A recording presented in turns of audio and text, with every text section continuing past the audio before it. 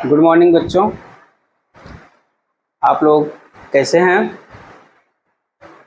उम्मीद करते हैं कि अच्छे होंगे। पढ़ाई कैसे चल रही है आप लोगों की?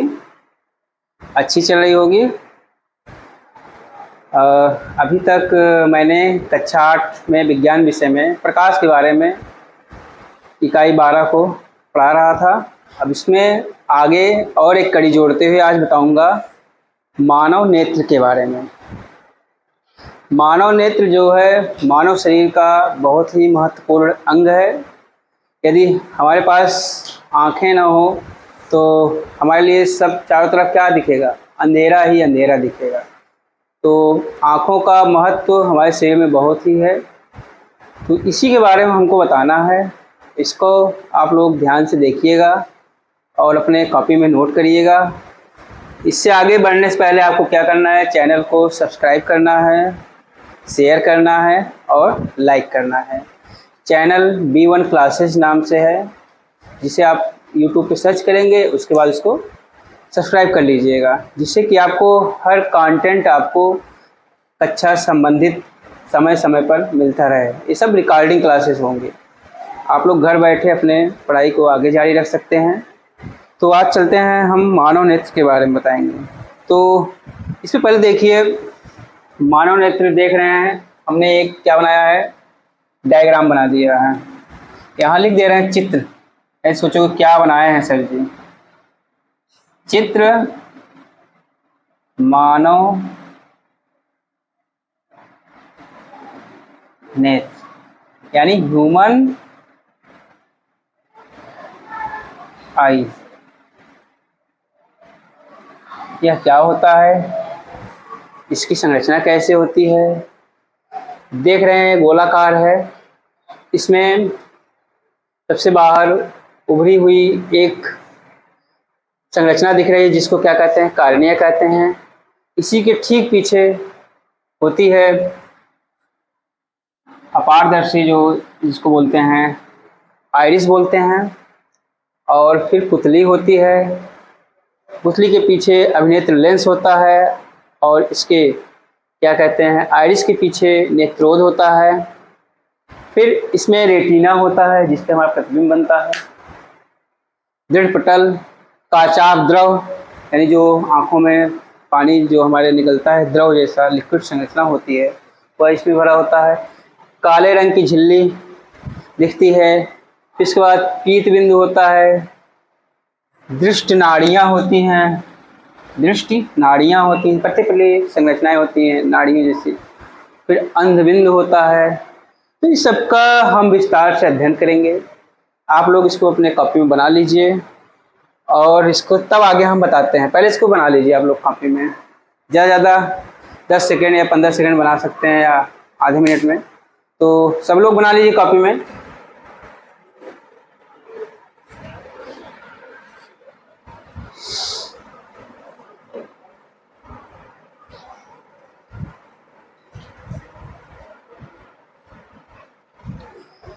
बन गया? तो चलिए आप लोग लिख लीजिए कॉपी में, हम लिखा दे रहे हैं। पहले लिखिएगा, क्या है नेत्र? नेत्र क्या है? मानव शरीर का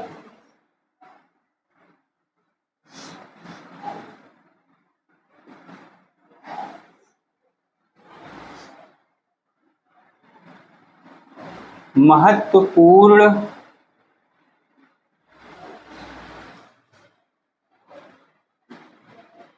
अंग है। क्या है? नेत्र जो है मानव शरीर का महत्वपूर्ण अंग है।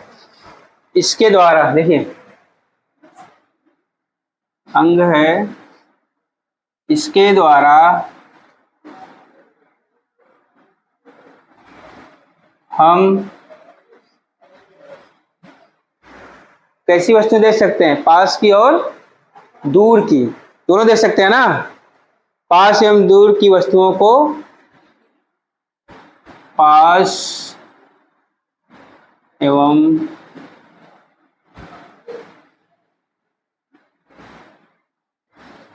दूर की वस्तुओं को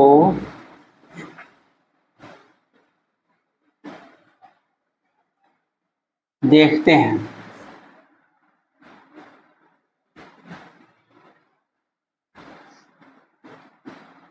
मानव का जो नेत्र होता है इससे हम दूर की भी वस्तु देख लेते हैं और पास की भी वस्तु देख लेते हैं। ऐसा है क्या, कभी कभी देखिए कुछ लोगों में ऐसी दोष आ जाती है आँखों में जो सिर्फ उनको निकट की ही वस्तु दिखाई देती है या सिर्फ दूर की ही वस्तु दिखाई देती है। इसको हम जब मानव दृष्टि दोष में पढ़ाएंगे उसमें बताएंगे विस्तार से। तो क्या करते हैं हम, मानव नेत्र जो हमारे शरीर का महत्वपूर्ण अंग है, इसके द्वारा हम पास एवं दूर की वस्तुओं को देखते हैं। मानव नेत्र कैसा होता है, गोलाकार होता है। लिखिए, मानव नेत्र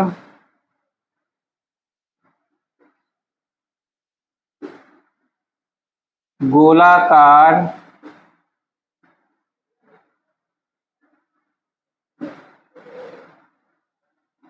होता है। देखिए हम यहाँ चित्र बनाए हैं, गोलाकार है। ऐसा हमारा नेत्र गोलाकार है। हमारी आंखें कैसी हैं, गोलाकार है। नेत्र को हिंदी में आंखें बोलते हैं, उसको विज्ञान भाषा में नेत्र ही कहते हैं। अच्छा, इसके सामने का भाग, सामने का भाग देख रहे हैं ना, यहाँ देखिए चित्र हमने बनाया था ना, ये वाला सामने का भाग जो देखिए, ये देखिए इसके सामने का भाग,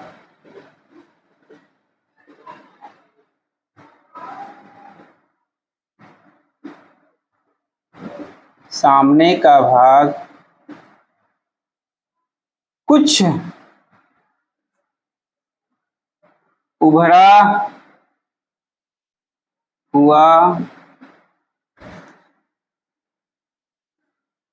होता है, जिसे क्या कहते हैं, कार्निया कहते हैं, जिसे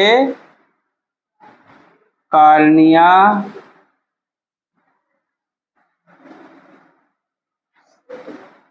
कहते हैं।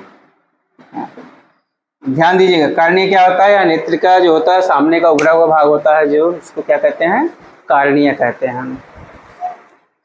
कार्निया के पीछे एक अपारदर्शी पर्दा होता है, जिसे क्या कहते हैं, आइरिस कहते हैं। देखिए कार्निया हमारा दिख रहा है, इसी के पीछे एक अपारदर्शी पर्दा है, यही है जो पर्दा जैसे एक संरचना दिख रही है, ये क्या है, तो ऐसे पूरा बना लीजिए, ये लिख लीजिए। कार्निया के पीछे एक अपारदर्शी, अपारदर्शी जानते हो किसे कहते हैं, अपारदर्शी का मतलब होता है जिसके आर पार कुछ भी न दिखाई दे। कार्निया के पीछे एक अपारदर्शी पर्दा होता है,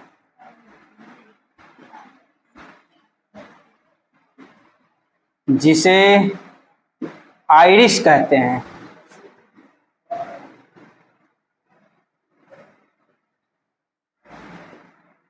देखो चित्र बना देने से कितना आसान हो जाता है परिभाषित करने में और समझाने में और समझने में। आइरिस जान गए ना, अगर कोई पूछता है आइरिस किसे कहते हैं तो बताओगे कार्निया के पीछे अपारदर्शी पर्दे को आइरिस कहते हैं। इतना नोट किए, हो गया ना।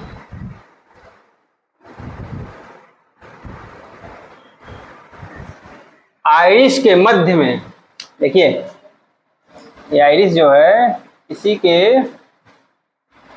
आइरिस के मध्य में क्या होता है, एक लघु छिद्र होता है। देखिए आइरिस के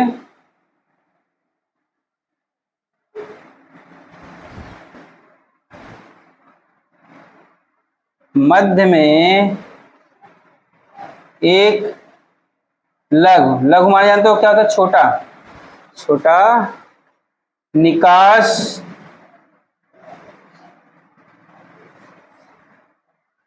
छिद्र होता है, जिसे क्या कहते हैं, जिसे पुतली कहते हैं।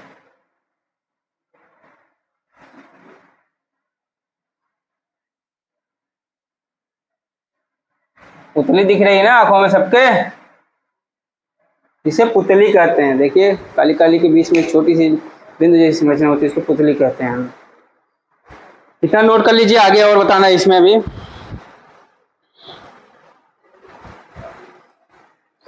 पुतली का एक गुण भी होता है, क्या करता है यार, अधिक जब प्रकाश होता है क्या होता है, आंख ऐसे हमारी सिकुड़ जाती है। जब प्रकाश कम होता है तो हमारी आंख क्या होती है, जो है मतलब बड़ी हो जाती है, पूरा खोल लेती है, यानी पुतली हमारी क्या होती है, बड़ी हो जाती है। अभी देखो जैसे कोई लाइट तुम्हारी आंख में मारता है तो क्या करते हैं, चौंधिया जाते हैं ना, उसको आंखें से सिकोड़ लेते हैं। लेकिन जब अंधेरे में कमरे में घुसते हैं तो पूरी आंख खोल लेते हैं। अभी जैसे धूप में निकलो, धूप में निकलते हैं, जाओ देखो धूप है बाहर, वहाँ निकलते हो तो देखो कि आंख हमारी क्या होती है, चौंधियाने लगती है, जिससे कि हम आंखों को क्या करते हैं, सिकोड़ते हैं। लेकिन जब अंदर आ जाते हैं आंख पूरा हम क्या करते हैं, खोल लेते हैं। लेकिन ये कौन सा कार्य करता है, पुतली ही है। ठीक है, अब आगे देखिए,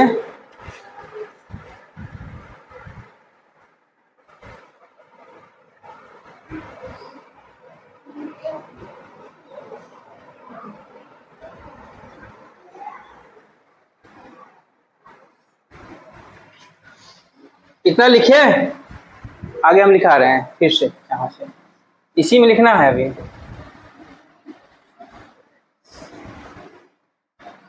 पुतली के पीछे देखो एक संरचना होती है,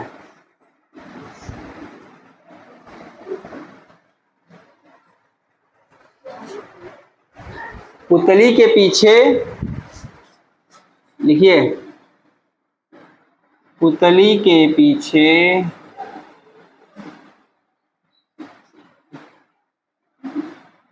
एक उत्तल लेंस, कैसा लेंस दिख रहा है, देखो यहाँ ये बना है ना, ध्यान दीजिए, ये कैसा बना है, उत्तल लेंस बना है।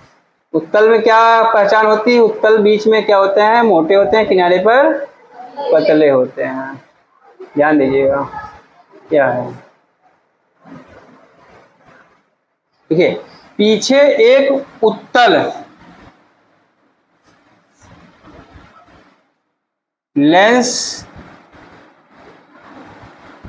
जैसी संरचना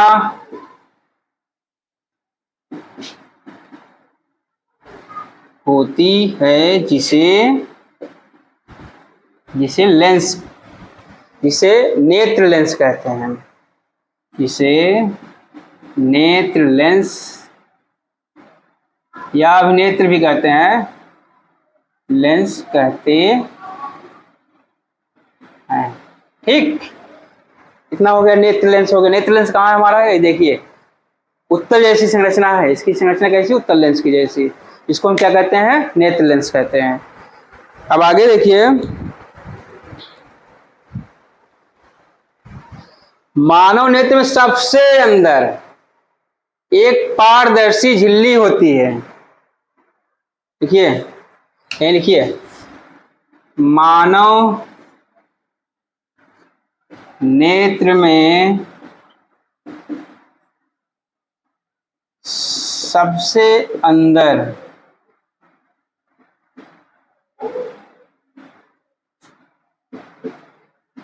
एक पारदर्शी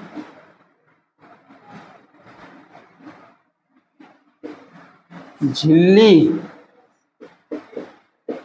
होती है, जिसे रेटिना कहते हैं।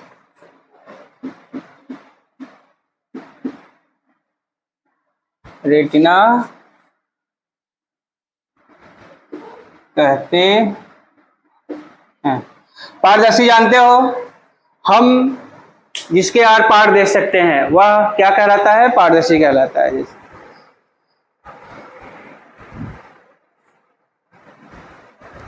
और रेटिना के, देखिए रेटिना हमारा यही है, और इसी के मध्य में बिंदु, रेटिना के मध्य एक बिंदु होता है जिसे पीत बिंदु कहते हैं। रेटिना के मध्य, रेटिना के मध्य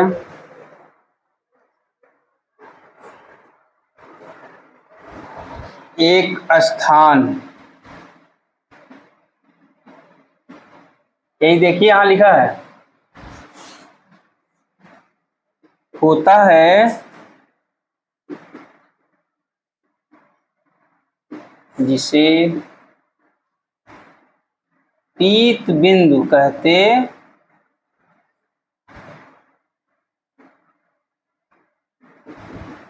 देख लीजिए पीत बिंदु कहाँ है, क्या है, ये रेटिना के मध्य में है, बीच में है। और इसी पीत बिंदु पर क्या बनता है, अस्पष्ट प्रतिबिंब बनता है। जो प्रतिबिंब बनता है वह स्पष्ट दिखाई देता है, कहां पर, इसी पीत बिंदु पर।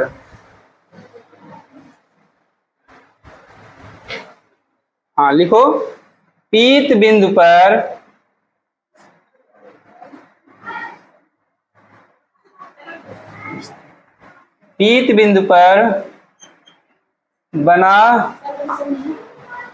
बना प्रतिबिंब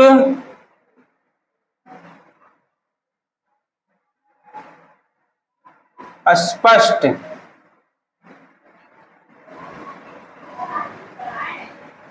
दिखाई देता है। देखिए जो प्रतिबिंब बनता है पीत बिंदु पर वह कैसा दिखता है, स्पष्ट दिखता है। रेटिना पर जो प्रतिबिंब बनता है हमारे रेटिना पर बनेगा, लेकिन किस पर दिखाई देगा स्पष्ट, पीत बिंदु पर। ठीक है,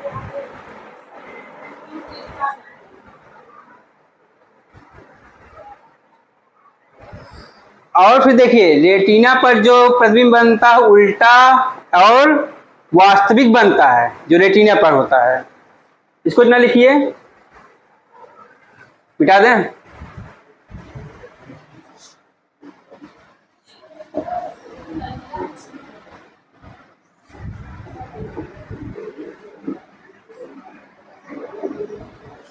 इसी में आगे थोड़ा सा लिख लीजिएगा, रेटिना पर बना प्रतिबिंब उल्टा, कैसा प्रतिबिंब बनता है, उल्टा एवं वास्तविक।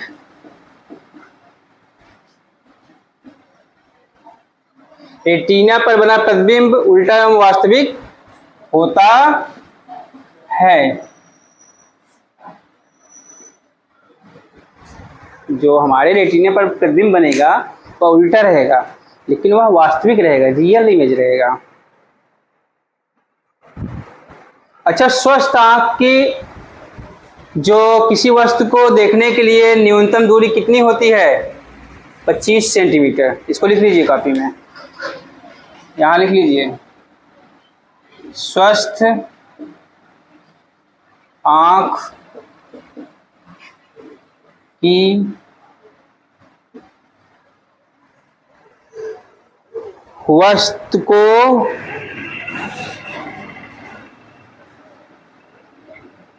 को स्पष्ट देखने के लिए न्यूनतम दूरी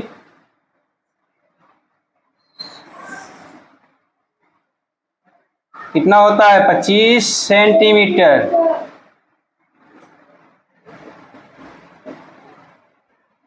होती है। कोई पूछ सकता है कि ना, स्वस्थ आंख के किसी वस्तु को देखने के लिए न्यूनतम दूरी कितनी होती है, 25 सेंटीमीटर होती है। अगर जैसे किताब उठा के हम पढ़ते हैं तो हमको 25 सेंटीमीटर रख के पढ़ना चाहिए। अगर इससे कम लाते हैं तो हमारे आंखों में क्या है, कोई ना कोई दोष है, या इससे दूर ले जा करके हम पढ़ते हैं तब भी हमको पता लग जाएगा मेरी आंखों में कोई ना कोई समस्या है। इतना तो हो गया मानव नेत्र के बारे में। अब चलते हैं आगे का टॉपिक। या तो आज ही मैंने सिर्फ आप लोगों को क्या, देखिए अभी तो मानव नेत्र के बारे में बताया है, अब आगे चलें, बता देते हैं आप लोगों को, बता दें कि अगले क्लास में ले चलें। चलिए अगले क्लास में ले चलते हैं।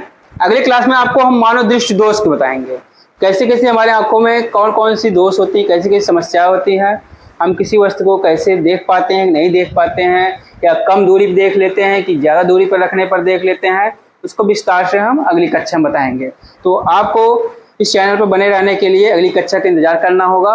जिससे कि मैं तुरंत आपको क्या लेके आऊँगा कुछ समय बाद, मानव दृष्टि दोष पर, उसको विस्तार से बताएंगे। आज तो हमने सिर्फ किसको पढ़ा, मानव नेत्र के, हमारा नेत्र कैसा है, हमारे नेत्र की संरचना कैसी होती है, इसमें कौन कौन से अंग होते हैं, इनका क्या क्या कार्य होता है, इसका क्या हमारे जीवन में उपयोग है मानव नेत्र का, मानव नेत्र से हमें क्या लाभ है, अगर मानव नेत्र न हो तो हमको क्या समस्याएं देखनी पड़ सकती हैं। इस सब का हमने विस्तार से आज अध्ययन किया। और फिर दूसरी बात हमने बताया कि मानव नेत्र की जो स्वस्थ आंख होती है उसकी स्पष्ट न्यूनतम दूरी देखने की क्षमता कितनी होनी चाहिए, 25 सेंटीमीटर यानी 25 सेंटीमीटर होना चाहिए। तो आज के लिए बच्चों इतना ही, आप लोग इसको नोट कर लीजिए और अपना नोट्स बना लीजिए और पढ़ाई करते रहिए और चैनल को सब्सक्राइब कर लीजिए। Okay bye.